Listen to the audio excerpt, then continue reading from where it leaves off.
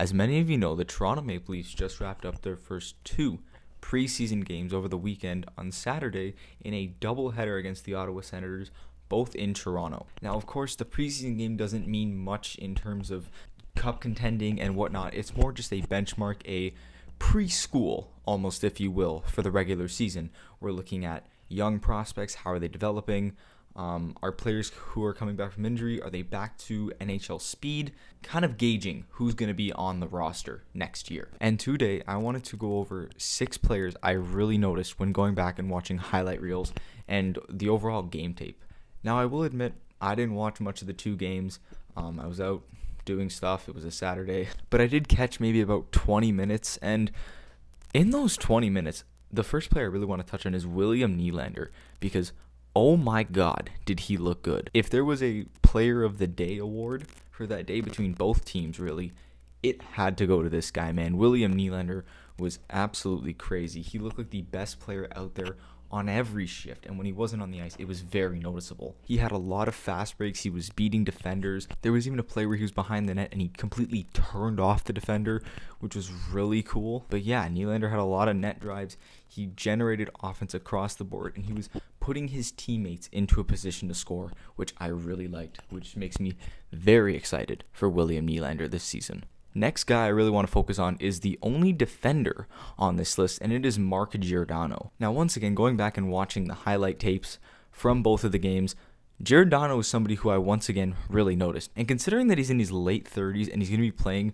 most likely on the bottom pair, this guy is going to be a steal for the Leafs this year. During his preseason game, he made a lot of plays in the offensive zone. He was hitting guys in stride a lot, which I really liked, especially coming out of his own zone. That was fantastic to see. And on top of that, he was really good at positioning himself on defense, really using his body and just overall forcing people to the outside. I really like that from Mark Giordano. And once again, the fact that he's in his late 30s, he's making only, I think, $800K a year or something like that, and he's going to be playing on our bottom pair. There's just so much to be excited for with this Leafs D this year. Now, the first young player and I guess debatable roster player that I really noticed, and not just because he had 2 goals, which was a big part of it, Alex Steeves. He was a player who was in the right place at the right time a lot, which is a good skill to have. Now, I don't know about you, but just going over some tape from Alex in the AHL, as well as his days in junior, and even with the Leafs where he did have a cup of coffee last year, I could really see him as a future top 6 contributor to the Leafs in the coming seasons. Now, I'm not sure if he gets a roster spot guaranteed, but I do think that he will definitely be one of the first call-ups if the Leafs need to bring up somebody from the AHL. Or who knows, maybe he doesn't dress every night. Sometimes he plays, sometimes he doesn't. I could really see both situations with Alex Steeves. The next guy I've seen Leafs Nation talking about a lot, specifically on Twitter, was Fraser Minton, who was our second round pick from this year's draft. He looked really solid and comfortable with the puck. He forechecked well, and these are good traits to have, especially coming into a new system, new situation. He's probably really nervous, I would imagine. And the fact that he was able to make a really good impression with Leafs Nation so early, that is a really good thing, considering this fan base. Even John Tavares commented on how he worked with him over the summer and how he's a joy to be around. So even the teammates like him. So all those players played in the first game, which was at 1 o'clock, where the Leafs won 4-2. It doesn't really matter once again.